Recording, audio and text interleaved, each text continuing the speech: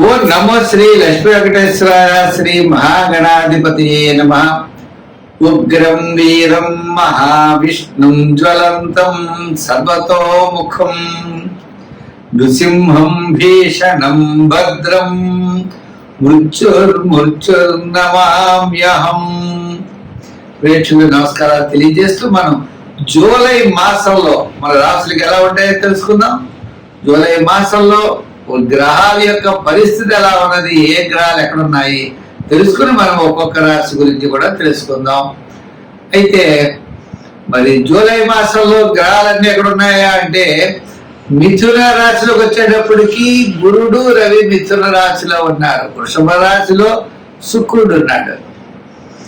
మరి కర్కాటక రాశిలో బుధుడు, సింహ రాశిలో కేతువు, అంతేకాకుండా మరి కుజుడు కూడా సింహరాశిలోనే ఉన్నాడు. మరి సప్తమ స్థానమైనటువంటి కుంభ రాశిలో రాహు ఉన్నాడు. మీనరాశిలో శని.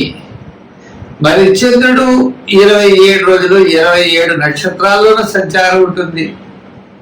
కాబట్టి మనకి మన యొక్క రాశులకి జూలై నెలలో మనం ఎలా ఉంటుంది, ఏ విధమైనటువంటి సులభమైన పరిహారాలు మనం చేసుకోవచ్చు, చేసుకుంటూ ఏ విధమైనటువంటి కార్యాన్ని మనం పూర్తి చేయగలుగుతాం అని మానవుని యొక్క ప్రయత్నం, ఆ ప్రయత్నంతో పాటు దైవ బలాన్ని సంపాదించడం కోసం మనం తప్పకుండా తెలుసుకుంటాం. ఇబ్బందులు వస్తాయి అనుకున్నప్పుడు వాటిని అవాయిడ్ చేస్తాం. అనుకూలంగా ఉన్నప్పుడు కాస్త వేగంగా మన ప్రయాణాన్ని ముందుకు సాగిస్తాం. ఆ విధంగా గ్రహాలు ఎప్పుడు కూడా జ్యోతిషం అంటే కాంతిని ఇచ్చేది, మనల్ని నడిపించేది, మనం చూసుకుని నడిచేది. ఈ విధమైనటువంటి ఆలోచనతో మనం ముందుకెళ్ళాలి. తప్పనిసరిగా ముందుగా మనం మేష రాశి గురించి జూలై నెలలో ఎలా ఉందో తెలుసుకుందాం. కుంభరాశి. ఈ కుంభరాశి వారికి పంచమ స్థానంలో గురుడు. మొట్టమొదటి 15 రోజులు ఎలా ఉన్నా తర్వాత 15 రోజులు షష్ఠ స్థానంలోకి వచ్చేస్తాడు. రవి బుధులు ఇద్దరు కూడా మీ ప్లానింగ్ విధానం కరెక్ట్ గా ఉంటుంది, ఆత్మస్థైర్యం కరెక్ట్ గా ఉంటుంది, కుటుంబ ఆర్థిక సంతానపరమైన వ్యవహారాల్లో సర్వత్రా మీరు విజయాన్ని పొందగలుగుతారు. ఏదో జన్మంలో రాహు, ద్వితీయంలో శని ఉండొచ్చు, కానీ పంచమంలో గురుడు, షష్ఠంలో రవి బుధుల వల్ల అనుకూలమైనటువంటి ఫలితాలు ఉంటాయి. మిగిలిన గ్రహాల యొక్క అనుకూలం వల్ల మీరు ఉత్సాహంగా ఉంటారు, శుభ్రమైనటువంటి కార్యక్రమాలు పాల్గొంటారు, పుణ్యక్షేత్రాలను దర్శిస్తారు, ఆత్మస్థైర్యం పెరుగుతుంది, ఉద్యోగులకు చక్కని అభివృద్ధి, నిరుద్యోగులకు అవకాశాలు, ఉద్యోగుల అధికారుల యొక్క మెప్పుని పొందగలుగుతారు, ఆర్థిక సర్దుబాట్లు ఉంటాయి. వృత్తుల పరంగా చూసినా మరి శుక్రుడు అనుకూలంగా ఉండడం వల్ల మిగిలిన కార్యగ్రహాల యొక్క అనుకూలతతో సకాలంలో భోజనాలు, విందులు, వినోదాల్లో పాల్గొనడం, సోపుణ్యగా పుణ్యక్షేత్రాలను దర్శించడం, మీ మాటకి గౌరవం పెరగడం, మీకు ఆర్థిక సర్దుబాట్లు జరుగుతాయి. ఈ జూలై నెల ఈ యొక్క కుంభరాశి వారికి అనుకూలమైనటువంటి ఫలితాలు కనపడుతున్నాయి. అసంతృప్తి, చికాకు, స్వల్పమైన సమస్యలు, మొండితనం, పెంకితనం, అనుకున్న పనులు సకాలంలో అవ్వకపోవడం, చిన్న చిన్న ఇబ్బందులు రాహు శని వల్ల జరగవచ్చు. కానీ మిగిలిన గ్రహాలు వాటిని డామినేట్ చేసి మీకు అనుకూలమైనటువంటి రిజల్ట్ మాత్రం తప్పనిసరిగా మీరు పొందగలుగుతారు. రాహు గ్రహ ప్రీతి కోసం అమ్మవారిని ఆరాధించాలి. శని గ్రహ ప్రభావం ఉంది కాబట్టి శివారాధన చేస్తూ నవగ్రహ ప్రదక్షిణ చేసి చేయండి. వర్షాకాలంలో నల్లని గొడుగులు పంచిపెట్టండి, నేరేడు కాయలను పంచిపెట్టండి. అంతేకాదు రేని కోట్లు, వర్షం కోట్లు, నల్ల కోట్లు కొన్ని ఇవ్వండి, పాదరక్షలు ఇవ్వండి, దేవాలయాల్లో నువ్వులు, నూనె, దీపం పెట్టమని ఇవ్వండి.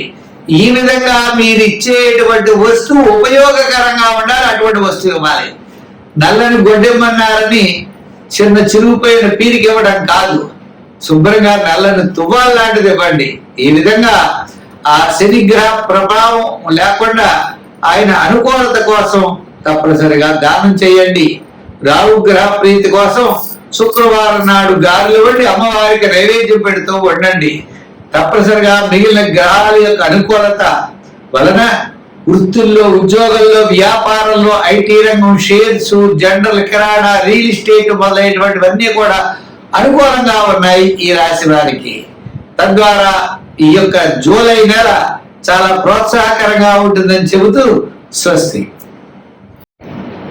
జూలై నెల మీన రాశి వారికి ఎలా ఉంటుంది మనం చూసినట్లయితే, వ్యయంలో రాహు, జన్మంలో శని, తృతీయంలో గురుడు, తృతీయంలో రవి.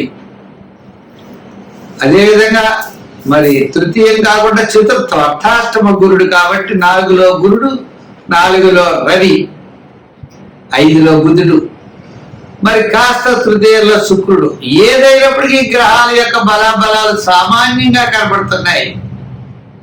ప్రతి గ్రహము కూడా అనుకూలంగా లేదు కాబట్టి మనం సామాన్యంగా ఉన్నప్పుడు మిశ్రమైనటువంటి ఫలితాలు గ్రహాలన్నీ చూపిస్తున్నాయి. కాబట్టి విద్యార్థుల జాగ్రత్తలు తీసుకోవాలి. ఉద్యోగస్తులు కూడా రాక పనుల్లో అధికారులతో జాగ్రత్తలు తీసుకోవాలి. అలాగే వృత్తుల వారు కూడా ఆయా వృత్తులు చేసేటప్పుడు జాగ్రత్తలు తీసుకోవాలి. వ్యాపారమైనటువంటి ఆర్థిక లావాదేవీల్లో కూడా నూతనమైన వ్యాపార విషయంలో ఆలోచన చేయాలి. పెట్టుబడులు పెట్టేటప్పుడు పార్ట్నర్షిప్ విషయంలో మరింత శ్రద్ధ, జాగ్రత్తలు అవసరమవుతుంది. అంతేకాకుండా ముఖ్యంగా తప్పనిసరిగా ఆరోగ్య సూత్రాల్ని ఈ రాశి వారు పాటించవలసి వస్తుంది. ఎంచేత అనారోగ్య సూచనలు కనబడుతున్నాయి కాబట్టి ఆరోగ్య సూత్రాలను పాటించండి. చిన్న చిన్న ఇబ్బందులతో మీరు గట్టెక్కగలుగుతారు. ప్రతి పని కూడా శ్రద్ధ అనేది చాలా అవసరం. గ్రాముల యొక్క అనుకూలత లేనప్పుడు ప్రవాహానికి ఎదురడం కూడా ఆనందంగా స్వీకరించాలి. ఆ కష్టాలు, ఇంతకన్నా కష్టాలు ఏమిటి అనుకోవాలి. అంతేకాదు మన ప్రయత్నం చాలా గట్టిగా చేయాలి. జ్యోతిష్యం ఎప్పుడు కూడా బ్యాటరీ లైటింగ్ ను చూపిస్తుంది. నడిచేది, ప్రయత్నం చేసేది మనం చేసే ప్రయత్నానికి దైవ బలం తోడైతే మన మంచి ఆలోచనలతో వాలుగా ప్రవహించే నదిలో మనం ఈత కొట్టినట్టు వేగంగా వెళ్ళగలుగుతాం. లేదా ప్రవాహానికి ఎదురయ్యేదాలి, అది కష్టంగా ఉంటుంది. అది కాబట్టి ఇటువంటి సమయంలో ప్రతిరోజు శివాలయానికి వెళ్ళండి, నవగ్రహ ప్రదక్షిణ చెయ్యండి, నవగ్రహ దానాలు చెయ్యండి. ప్రతిరోజు గుళ్ళోకి వెళ్ళి ఓం నమః శివాయ అనే పంచాక్షరి మంత్రాన్ని జపించండి. ఓం శం శనై చరాయ నమః అనే శని మంత్రాన్ని చదవండి. దక్షిణామూర్తి స్తోత్రాలను చదవండి. రిస్క్ చేయకండి. అంటే ఇబ్బందులైతే లేవు, కష్టాలైతే లేవు, అయితే పనులు వేగంగా పూర్తి అవ్వకపోవడం, అసహనం, చికాకు, సమస్యలు ఉంటాయి. మనం రిస్క్ చేయకూడదు. రాంగ్ రూట్ లో వెళ్ళకండి, ధర్మ మార్గంలో వెళ్ళండి. విజయం మీ వెంట ఉంటుంది. మరి ఆ భగవంతుడి యొక్క అనుగ్రహంతో మనం సర్వత్రా విజయాన్ని పొందగలుగుతామని చెప్పి తెలియజేస్తూ, మరి ఈ యొక్క మీనరాశి వారు మరింత శ్రద్ధ వహిస్తే తప్పకుండా విజయం మీ వెంట ఉంటుంది. స్వస్తి.